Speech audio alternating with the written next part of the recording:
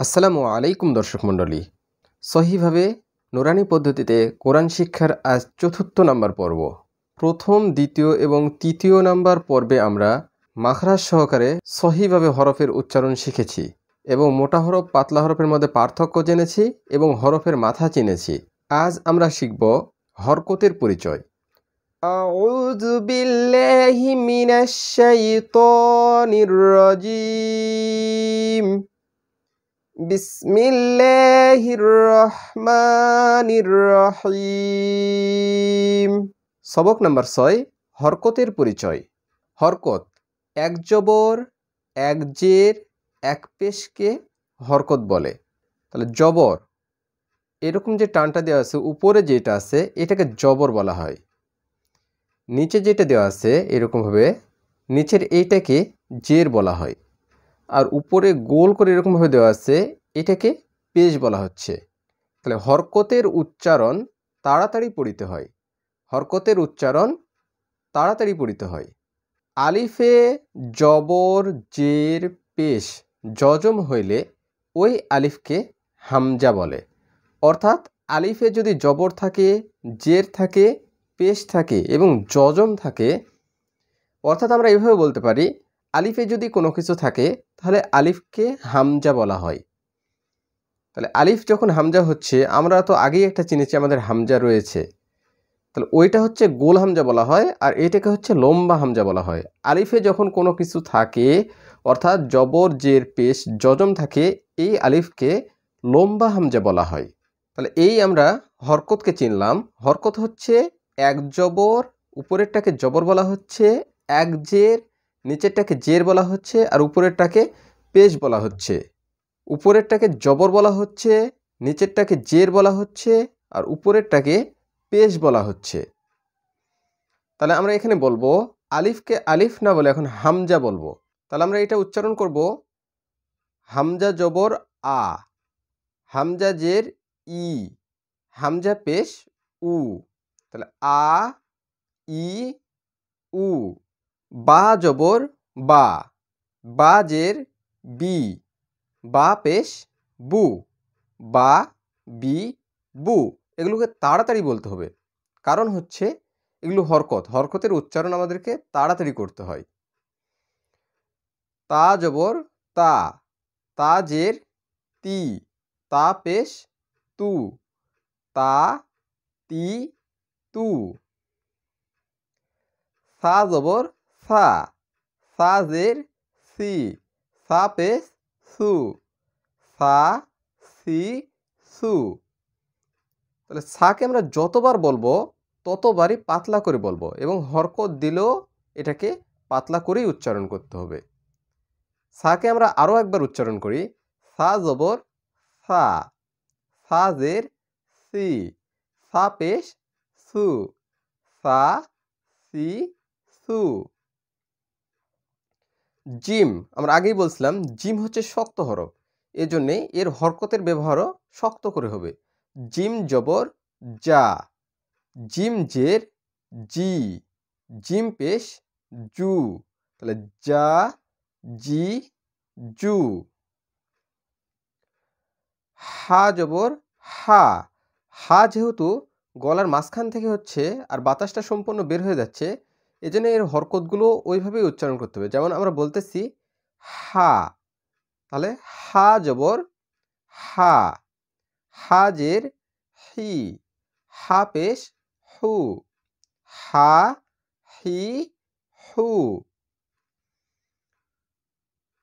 এটা হচ্ছে খ। খ হচ্ছে গলার শেষ ভাগ থেকে উচ্চারণ হয় খ। তাহলে খ হচ্ছে মোটা হরফ, এর জন্য এর হরকতে আকারের উচ্চারণটা হবে না। যেমন খ জবর খ, তাহলে খ জবর খা হবে না। খ জবর সর্বদাই খ, কারণ খ মোটা হরফ, এটা কখনোই পাতলা হয় না। তাহলে খ জবর খ, খ জের খি, খি, একটা ইয়ে ডাক আসবে, খ জের খি, খ পেশ খু, খ, খি, খু। দাল জবর দা, দাল জের দি, দাল পেশ দু, দা দি দু। এটা স্বাভাবিক, উপরের দাঁতের গোড়ার সঙ্গে লেগে উচ্চারণ করতে হয়, এর জন্য প্রতিটা হরকতের উচ্চারণ সেমভাবেই হবে। জাল, জাল হচ্ছে নরম হরফ, অর্থাৎ এর উচ্চারণটা হচ্ছে জিহ্বার আগা এবং উপরের দাঁতের আগা লেগে উচ্চারণ করতে হয়, এর কারণে এটাকে নরমভাবে উচ্চারণ করতে হয়। তাহলে জাল জবর জা, জাল জের জি, জাল পেশ জু, জা জি জু। র, র হচ্ছে অনেক সময় পাতলা হয়, অনেক সময় মোটা হয়। তাহলে মোটাকে আমরা বলি পোর, আর পাতলা হলে বলি বারিক। তাহলে পোর করে পড়ার নিয়ম হচ্ছে, অর্থাৎ মোটা করে পড়ার নিয়ম হচ্ছে, যদি রতে জবর আর পেশ থাকে তাহলে র হবে মোটা বা পোর, আর রতে যদি জের থাকে তাহলে র হবে বারিক বা পাতলা। তাহলে র জবর র, র, রা কখনোই হবে না, র জবর রা কখনোই হবে না। কিছু ক্ষেত্রে হতে পারে, ওইটা নিয়ম আমরা পরে জানবো ইনশাআল্লাহ। তাহলে র জবর র, র স্বাভাবিক অবস্থায় যদি জবর থাকে তাহলে সাধারণভাবে র জবর র, র হয়। তাহলে র জবর র, র জের রি, র জের রি, এটা পাতলা, রি, এটাকে রি বলতে পারবো না, র জের রি, রি পাতলা। তাহলে র জবর র, র জের রি, র পেশ রু, রু, এটা মোটা হচ্ছে যেহেতু পেশ, তাহলে র পেশ রু, তাহলে র রি রু।